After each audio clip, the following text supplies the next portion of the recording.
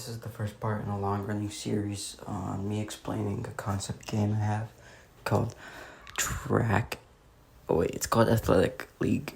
It's a track and field game that strives to be a bit more popular and mainstream, as most track games, there really aren't that many track games. So maybe making a new one that has everything a track field lover would love in a track game. That would be cool. So, main details is that in some track and field racing games, there seems to be a lack of controls, and you have to go like one key and another key. You just have to mash the buttons to go faster. Well, that's a big role in it, but instead of doing just two buttons, you have multiple buttons where you could shove players, or you could try to move around people, or you could move around the track even. You could even go backwards if you want to be dumb like that. You could also there's many different mechanics now where you now have different keys to control. So it's not just very not straightforward. I mean, it's unique. That's what I'm trying to say. It's supposed to be unique controls, and it's supposed to be the button mashing insanity that is most track and field games, because it gets boring after a while. So implementing unique controls is a good thing that we're going to have first. And, some track and field games actually have not that much variety when it comes to events. They usually have the 100, 200, 400, 800 and mile, and then some hurdle events and some relays. But we're going the full extra mile here. We're going to add way more events, and we're going to add stuff like the steeplechase and like the hurdle relays. Just a bunch of unique stuff that's going to come out of this. So we're planning to have over 50 events that will obviously be added over time. You won't buy the game. It's going to be free. We don't know if it's going to cost money. You're going to get the game. You're going to be stuck with a couple base events that teach you. And there'll be some tutorials scattered around. But over time, as you play the game, more events will be unlocked. And we also have better currency systems. So not only is there good button mashing or unique key mechanics, and there's way more events for unique.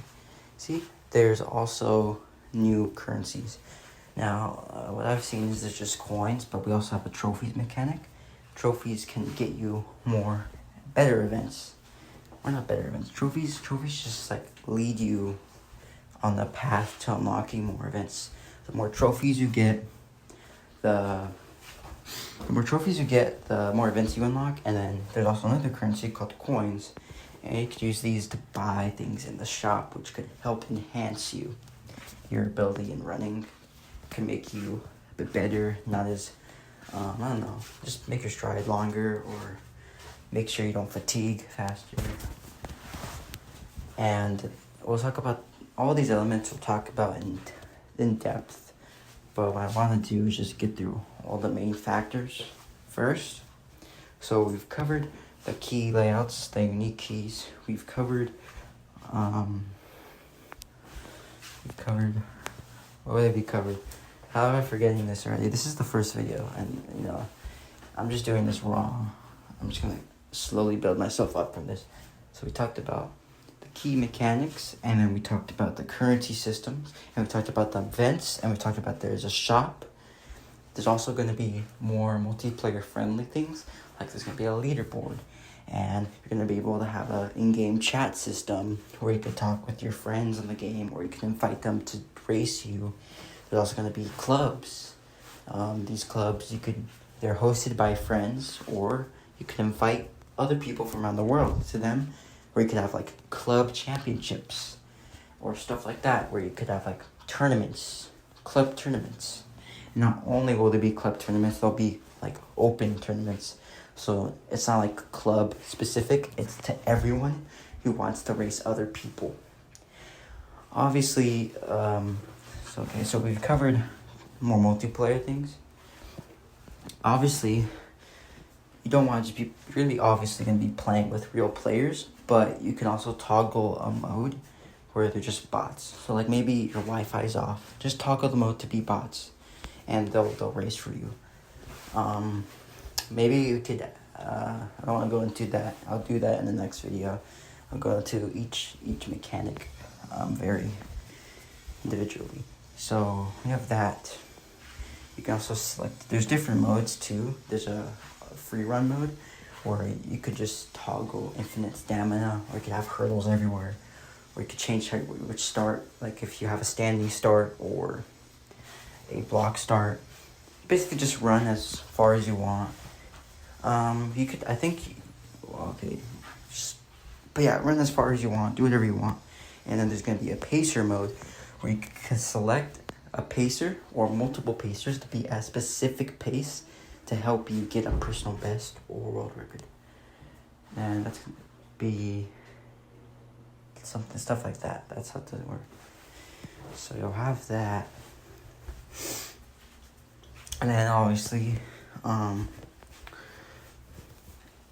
I think that's it for a good synopsis of the game. I've covered, if not all the elements, everything. This is a very kind of bare bones, very confusing, I know. But if you want a summary, Track and Field Athletic League is a game that has unique controls, over 50 events, a lot of multiplayer options, a shop where you could learn how to get faster, and modes that can help you improve on your times, and tournaments. So that's basically the game. Yeah, it's a lot of information, and to the newcomer, it might seem like a bunch of random shit put together. But if you want to learn more, and if you don't want to look at this video, always just look at the description. It has a Google Doc link to everything, all the information, all the mechanics, the controls, everything. Everything I've planned out is on there, and it's way more concise and easier to read. And hopefully this video gets some views. I don't think it's gonna get views. It's probably not gonna get views. It's my first video on this channel.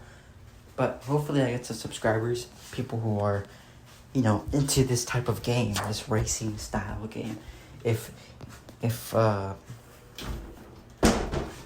racing games like Asphalt 7 or 8, whatever the new title is, if those games could get a bunch of players, we could do the same thing with track. The same exact thing. So, I know it sounds like I'm rambling, but I'll see you guys in the next video. I will be recording these videos in bulk to make sure that I just get all my ideas across. I'll be going at each, basically. Okay, I'll see you in the next video. Next video, I'll be tackling the controls and all the key binds and everything that's associated with it. So, I'll see you later.